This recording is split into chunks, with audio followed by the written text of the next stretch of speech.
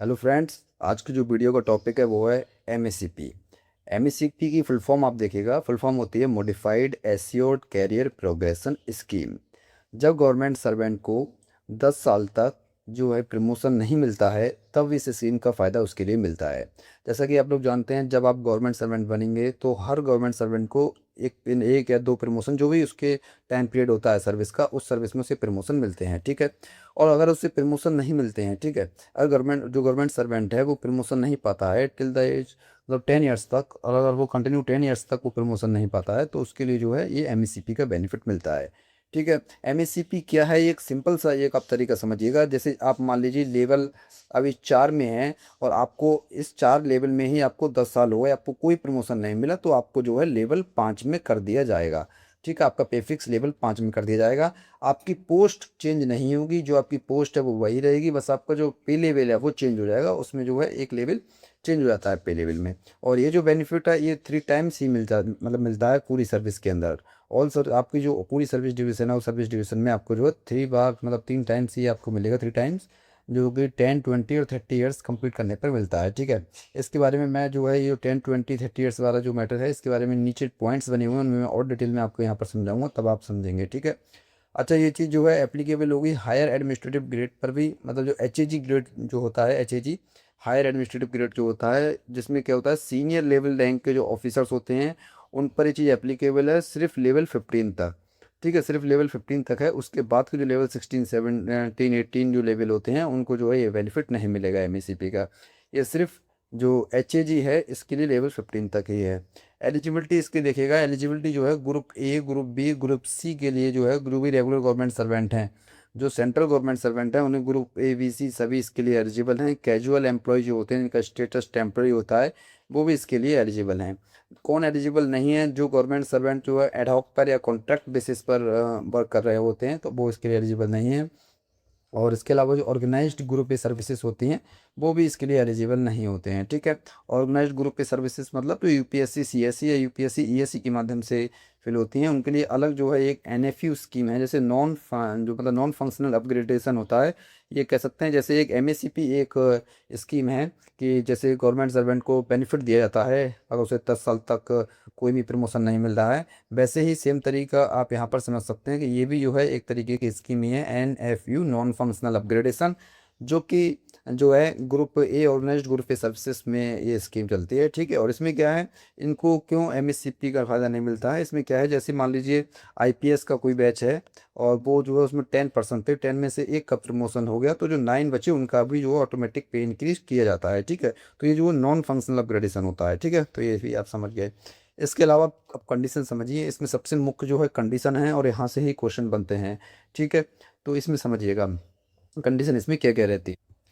पहली जो कंडीशन है, फाइनेंशियल अपग्रेडेशन जो है ओनली 3 टाइम्स ही मिल सकता है पूरी सर्विस के अंदर, ठीक है। और ये कंप्लीट जब सर्विस कंप्लीट होगी आपकी 10 ईयर्स पर एक, फिर 20 ईयर्स पर, फिर 30 ईयर्स पर, ये इस तरीके से 3 साल मतलब 3 बार दिया जाता है। या फिर जो है 10 year continue service in same level, अगर आप जो सेम लेवल पर कोई गवर्नमेंट सर्वेंट है वो 10 ईयर्स तक काम कर रहा है इस सेम लेवल पर, उसे कोई प्रमोशन नहीं मिला है, तो इन दोनों में से जो भी जल्दी होगा उस तरीके से उसे जो है एक एमएससीपी मिल जाएगा, ठीक है। अगर आप इस चीज़ पॉइंट को भी नहीं समझ पा रहे हैं तो कोई बात नहीं, अभी हमने जो लास्ट में जो एग्जांपल लिया है वहाँ से आप इस पॉइंट को बहुत अच्छी तरह समझ पाएंगे, ठीक है। मतलब इसमें है कुछ नहीं, बहुत सिंपल सी चीज़ है कि अगर मान लीजिए लेवल 4 पर कोई गवर्नमेंट सर्वेंट है और वो 10 साल उसे लेवल 4 पर ही हो जाते हैं, उसे कोई प्रमोशन नहीं मिलता है, तो उसके लिए जो है एमएससीपी का बेनिफिट दिया जाएगा। इसके अलावा जो है जैसे 10 ईयर्स, 20 ईयर्स और 30 ईयर्स, मतलब 10 साल पर पहला अपग्रेडेशन, 20 ईयर्स पर दूसरा अपग्रेडेशन, 30 ईयर्स पर जो है तीसरा अपग्रेडेशन जो है मतलब दिया जाएगा, ठीक है। इसमें क्या है, इसमें जब स्कीम ये वाली जो चल रही है इसमें क्या है, बीच में जो प्रमोशन वगैरह मिल जाते हैं,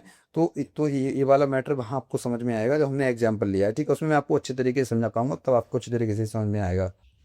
ठीक है। दूसरी चीज़ समझिएगा, दूसरा जो टॉपिक है वो क्या है, चेंज ओनली पे, मतलब जो है सिर्फ इसमें पे चेंज होता है, जो कि मैंने आपको बताया, पोस्ट चेंज इसमें नहीं होती है। जो इमीडिएट नेक्स्ट हायर पे लेवल होता है वो इसमें दे दी जाता है, ठीक है। Financial upgradation under MSCP admissible up to level 15, जो कि मैंने आपको पहले भी बताया था, जो कि ऑर्गेनाइज्ड ग्रुप के बारे में हमने यहाँ पे बात करी थी, जो ऑर्गेनाइज्ड ग्रुप है सर्विस वो ये मतलब इसके बारे में बात करी थी हमने, सॉरी, हमें ये एचजी के बारे में। हायर जो एडमिनिस्ट्रेटिव ग्रेड जो होता है इसमें जो है सिर्फ लेवल 15 तक ही एडमिसिबल है, तो लेवल 15 तक ही जो है इसमें एमएससीपी का बेनिफिट वो ले सकते हैं, उसके अपर जो लेवल वाले होते हैं वो उसके बेनिफिट नहीं ले सकते, ठीक है। इसके अलावा बेनिफिट ऑफ पे फिक्सेशन जो है इसमें देखिएगा, जब जो एमएससीपी गवर्नमेंट सर्वेंट को दी जाती है, एमएससीपी जो है जो गवर्नमेंट सर्वेंट को दी जाती है, तो रेगुलर प्रमोशन जैसे होता है वैसे ही उसमें जो पे फिक्सेशन किया जाता है, ठीक है। जैसे आप पे फिक्सेशन वाली वीडियो देख चुके होंगे, उसमें मैंने बताया था कि जैसे मान लीजिए लेवल 5 पर, इस समय देखिएगा ध्यान से, लेवल 5 पर एक गवर्नमेंट सर्वेंट है, उसका अगर मान लीजिए इसे 10 साल यहाँ पर काम करते हुए हो गए, अब इसका प्रमोशन किया जाएगा कब, लेवल 6 पे किया जाएगा 10 साल बाद। तो इसका जो पे फिक्स होगा, तो लेवल 5 में ही एक प्रमोशन देकर, मतलब एक इंक्रीमेंट देकर, सॉरी प्रमोशन नहीं, एक इंक्रीमेंट देकर, उस इंक्रीमेंट अमाउंट को जो है, जो अमाउंट आएगा उसका नेक्स्ट सेल वाला, उसे सर्च करेंगे लेवल 6 में, और जब वो नहीं मिलेगा तो नेक्स्ट वाला जो होगा, नेक्स्ट सेल वाला अमाउंट दे दिया जाएगा। अगर वो सेम मैच कर गया तो सेम अमाउंट बेसिक पे उसका होगा, ठीक है। जैसा कि मैंने आपको बताया था उसमें पे फिक्सेशन वाले में, सेम रेगुलर प्रमोशन में जैसा पे फिक्स किया जाता है, सेम जो है एमएससीपी में किया जाएगा, ठीक है। No further fixation at time of regular promotion, same pay level granted under MSCP. देखिएगा इसमें क्या होता है, अगर कोई गवर्नमेंट सर्वेंट है, अगर मान लीजिए उसके लिए जैसे उसके एमएससीपी उसे मिल चुका है, उसके बाद में जो है उस टाइम पर उसे जो है रेगुलर प्रमोशन दिया जाता है, ठीक है, सेम पे में ही रेगुलर प्रमोशन दिया जाता है। जैसे कि लेवल 6 पर गवर्नमेंट सर्वेंट था, उसके बाद में उसका 7 पर जो है उसे मतलब पे उसे एमएससीपी दिया गया था, 7 पे कर दिया गया। अब उसको कुछ समय बाद उसी लेवल पर जो है उसके लिए बाद में अगर प्रमोशन आता है, तो उसका जो है फर्दर फिक्सेशन उसका नहीं किया जाएगा कोई भी, ठीक है। इसके अलावा देखिएगा actual permission to higher level,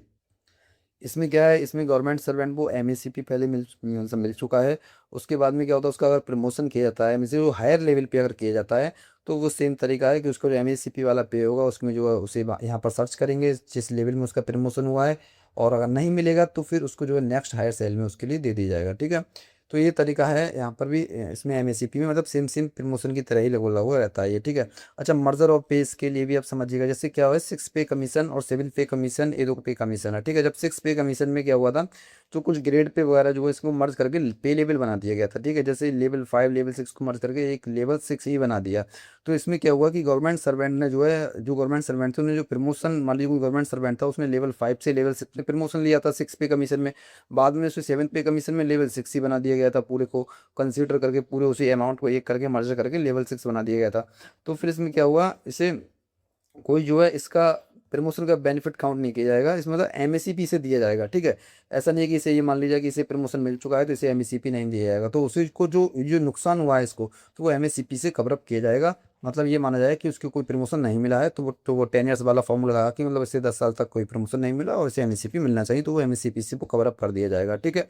अच्छा, ऑप्शन फॉर पे फिक्सेशन, गवर्नमेंट सर्वेंट जो है इसमें बस ऑप्शंस होते हैं कि वो अपग्रेडेशन डेट से ही अपना पे फिक्स के मतलब करा सकता है, या फिर नेक्स्ट इंक्रीमेंट डेट से। जैसा कि जैसे मान लीजिए गवर्नमेंट सर्वेंट है, उसके लिए एमएससीपी मिला तो अपना पे फिक्स तो कराएगा ही अपने, क्योंकि वो नेक्स्ट लेवल में उसका पे जा रहा है, वो नेक्स्ट पे लेवल में, अब नेक्स्ट पे लेवल में उसका पे जाएगा तो वो चाहे तो अपग्रेडेशन जिस डेट से मिला है उस डेट से ही वो अपना पे फिक्स मतलब करा सकता है, या फिर वो नेक्स्ट इंक्रीमेंट जो उसकी डेट होती है जो कि 1 जनवरी या फिर 1 जुलाई रहती है, वहाँ से अपना पे फिक्स करा सकता है, ठीक है। इसके अलावा देखिएगा promotion in same pay level, promotion जो होता है सेम पे लेवल में जो होता है, इसे समझिएगा।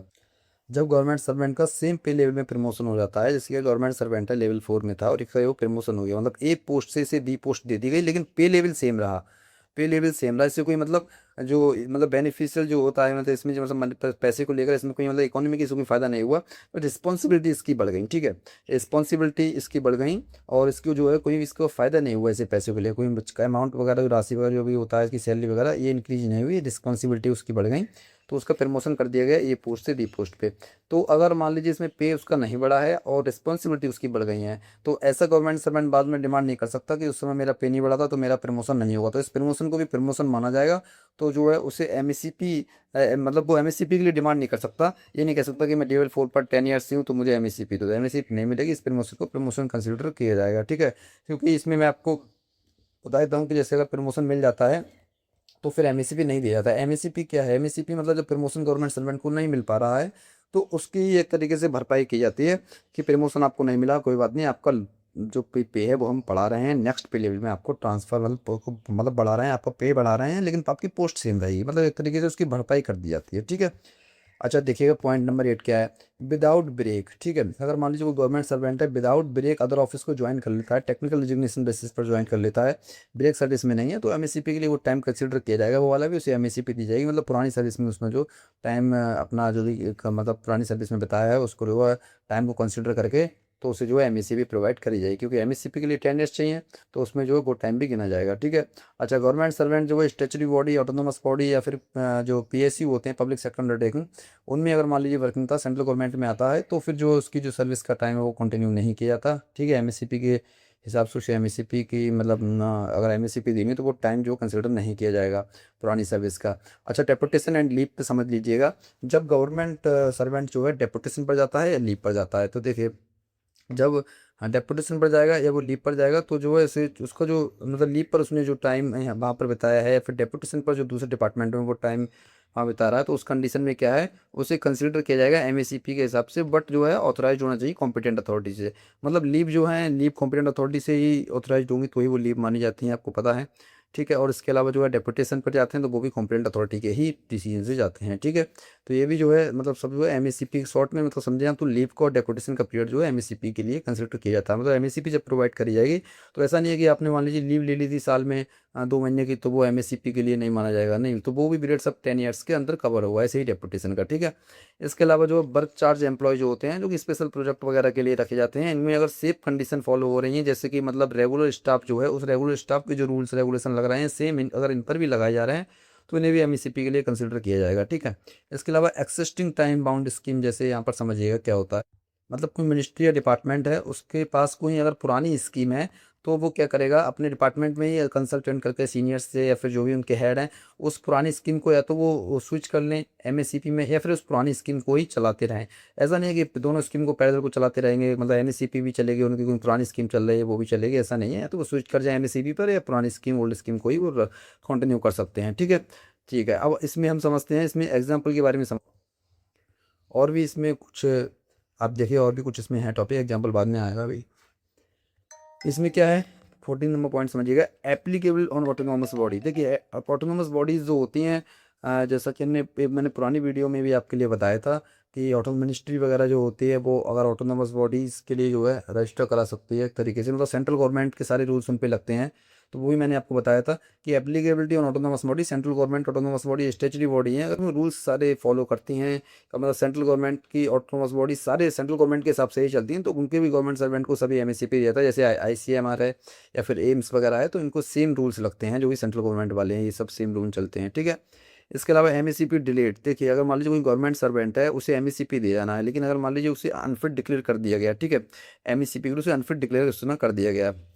ठीक है, तो उसको क्या होगा, वो टाइम पीरियड थोड़ा सा उसका लेट हो जाएगा। ठीक है, लेकिन सेम डिफरेंस इफेक्ट करेगा नेक्स्ट एमएससीपी में, क्यों, क्योंकि नेक्स्ट एमएससीपी का टाइम टाइम जो है वहीं से स्टार्ट होगा जो उसे पुरानी एमएससीपी मिल चुकी होगी वहाँ से। ठीक है, तो अगर पहली एमएससीपी अनफिट होने के कारण मान लीजिए वो डिले हो जाती है तो वो नेक्स्ट एमएससीपी तो इफेक्ट हो गई होगी। ठीक है, इसके अलावा एमएससीपी में आप देखिएगा क्या क्या होता है, no change in designation, designation में कोई भी चेंज नहीं होता है, क्लासिफिकेशन हायर जो भी है मतलब इन सब में जो है कोई भी चेंज नहीं होता है, क्लासिफिकेशन हो डेजिग्नेशन हो स्टेटस वगैरह किसी में कोई चेंज नहीं होता है। गवर्नमेंट अकोमोडेशन और एचबीए में कुछ चेंज होता है, जो गवर्नमेंट अकोमोडेशन होता है क्योंकि अगर आपका लेवल जो है, जैसे मान लीजिए लेवल पहले 7 था अब लेवल 8 हो गया, या फिर पहले लेवल 9 था तो लेवल 10 हो जाएगा, पे लेवल बढ़ जाता है ना, तो गवर्नमेंट अकोमोडेशन आपको उसी हिसाब से मिलता है। ठीक है, जैसे टाइप वाइज क्वार्टर होते हैं, टाइप 3 टाइप 4, तो अगर आपका लेवल बढ़ जाता है पे लेवल तो अकोमोडेशन उस हिसाब से मिलता है। और एचबीए हाउस बिल्डिंग अलाउंसेस में भी इसमें जो है फ़र्क पड़ता है, क्योंकि हाउस बिल्डिंग अलाउंसेस बेसिक पे के हिसाब से मिलता है, तो बेसिक पे आपका बढ़ जाएगा, अगर आपका लेवल बढ़ेगा तो इस पे भी इफेक्ट पड़ता है। ठीक है,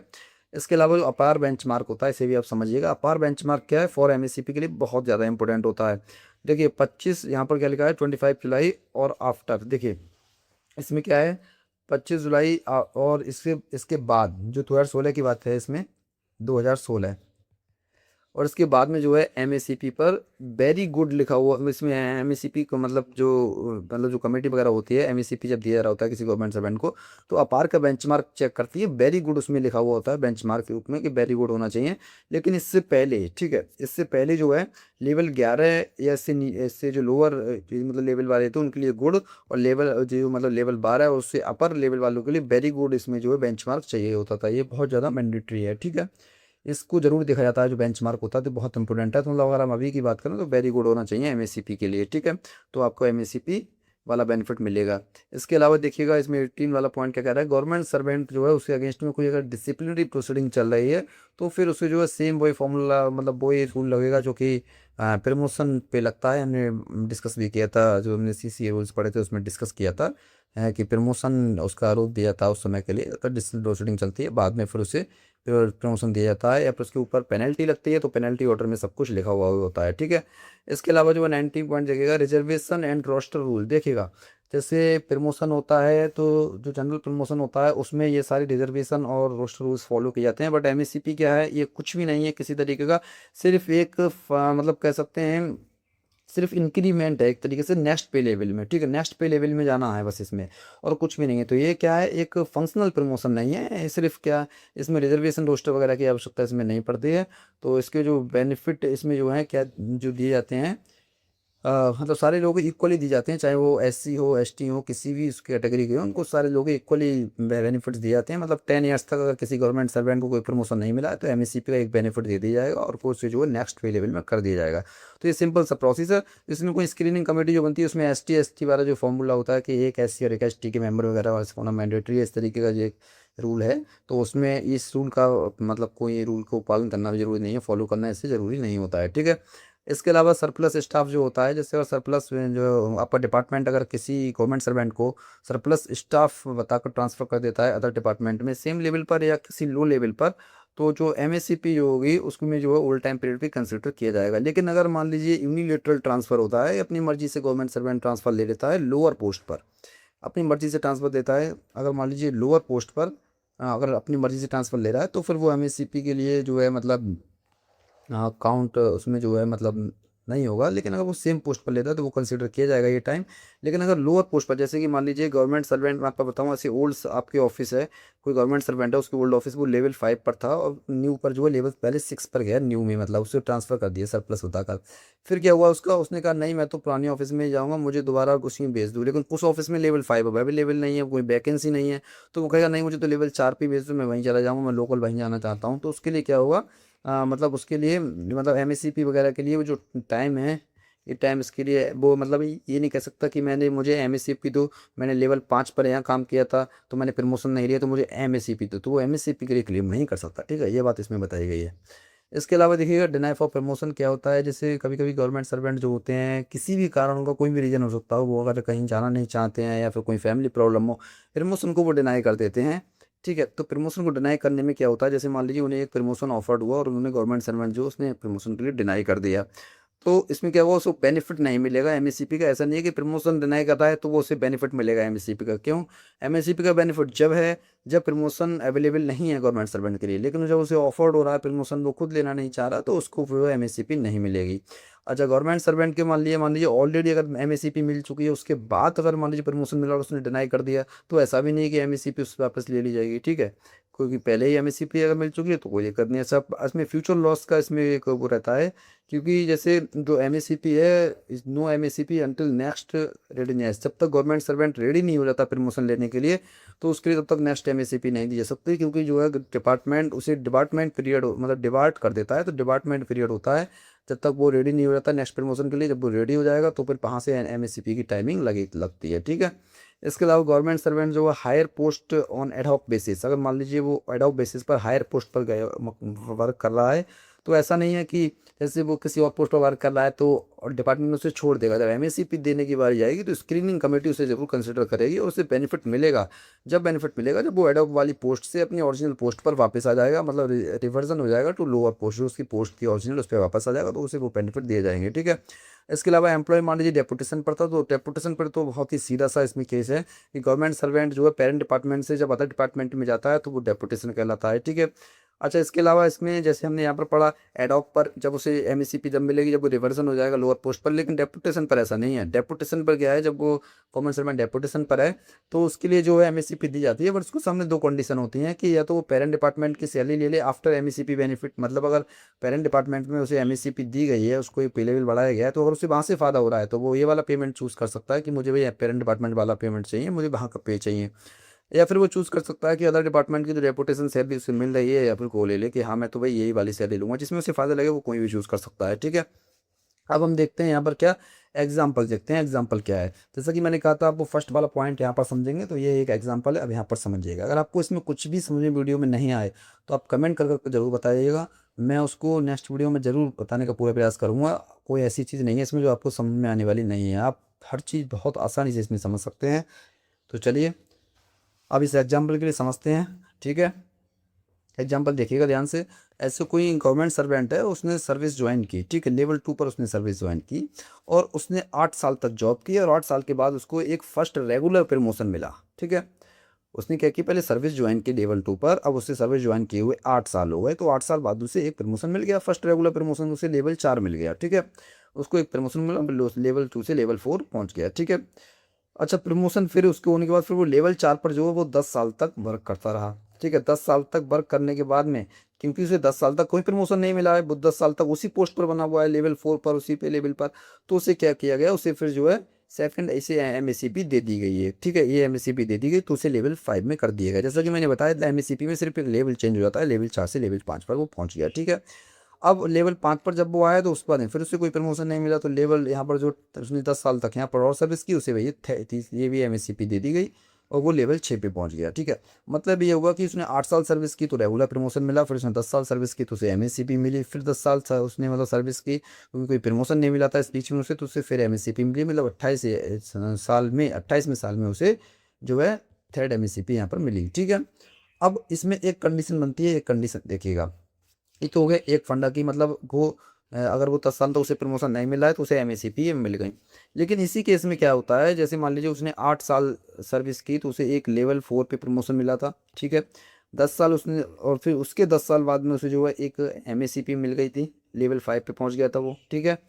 लेकिन उस 10 साल के बाद में, उसके 5 साल बाद यहाँ पर क्या हुआ था कि उस 10 साल के बाद में फिर 10 साल सर्विस की, फिर उसे थर्ड एमएससीपी मिली थी। लेकिन उसने, अब यहाँ पर आप कंडीशन समझिएगा, इस 10 साल के बाद में उसे 10 साल का इंतजार करना ही नहीं पड़ा, मतलब इंतजार नहीं करना पड़ा। उसके बाद में 5 साल बाद ही उसे जो है क्या हुआ, एक उसे सेकंड रेगुलर प्रमोशन मिल जाता है, सेकंड रेगुलर प्रमोशन उसे मिल गया, वो पहुंच गया लेवल 7 पर, ठीक है। तो अब उसे जो एमएससीपी मिलेगी वो कब मिलेगी, देखिएगा ध्यान से। अभी यहाँ पर क्या 28 साल हो रहे थे, 28 साल की सर्विस में उसे जो है एक regular promotion, MSCP, second MSCP, ये सब मिल रहा था उसे। इसमें क्या हुआ, उसे क्या हुआ, पहले क्या मिल रहा था उसे, रेगुलर प्रमोशन मिला 8 साल की सर्विस में, फिर उसे 10 साल तक प्रमोशन नहीं मिला तो उसे एक एमएससीपी मिल गई। लेकिन फिर अगले 5 साल बाद उसे तुरंत एक प्रमोशन मिला, सेकंड रेगुलर यहाँ पर प्रमोशन मिल गया। तो अब इस केस में क्या हुआ, इसमें जो थर्ड एमएससीपी प्रोवाइड कब की जाएगी, तो उसे 30 साल जो है, 30 साल की जो है सर्विस पर उसे प्रोवाइड की जाएगी। तो वो उसमें जो फॉर्मूला हमने पहले बताया था कि 10 ईयर्स, 20 ईयर्स और 30 ईयर्स वाला,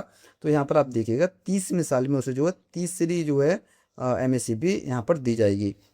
यहाँ पर क्या हुआ था, 23वें साल में उसे सेकंड रेगुलर प्रमोशन मिल गया था, लेकिन अब उसके तुरंत 7 साल बाद उसे जो है ये एमएससीपी जो है दे दी जाएगी 30वें साल में, क्योंकि पहली जो मिली थी यहाँ पर प्रमोशन हो गया था उस पर, फिर उसकी सर्विस के बाद देखें हम 20 पर यहाँ पर देखेंगे,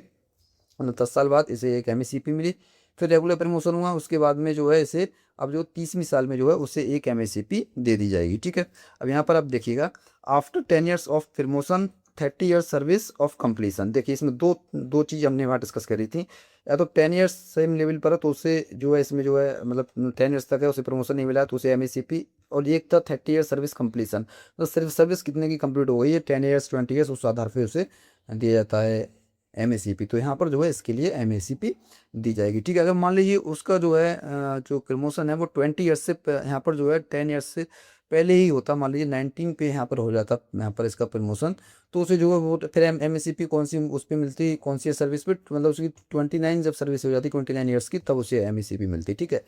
तो मतलब जो है इसमें या तो 10 साल सर्विस पे काम किया हो सीएम पे लेवल पर तब, या फिर 10 साल, 20 साल और 30वें साल पर जो है एमएससीपी दी जाती है, ठीक है, सर्विस की इस तरीके से। तो ये जो है एमएससीपी का एक सिंपल सा फंडा है, ठीक है। तो आप इसको वीडियो को देखिएगा, एक दो बार समझ में पूरी वीडियो आएगी, ठीक है। मैंने अच्छी तरीके से समझाने का प्रयास किया, फिर भी अगर आपको समझ में नहीं आया, जो भी डाउट हो आप कमेंट में कमेंट कर दीजिएगा, नेक्स्ट वीडियो में ही मैं उसे कवर कर लूँगा और आपको और अच्छी तरह बता दूंगा, ठीक है। चलिए मिलते हैं नेक्स्ट वीडियो।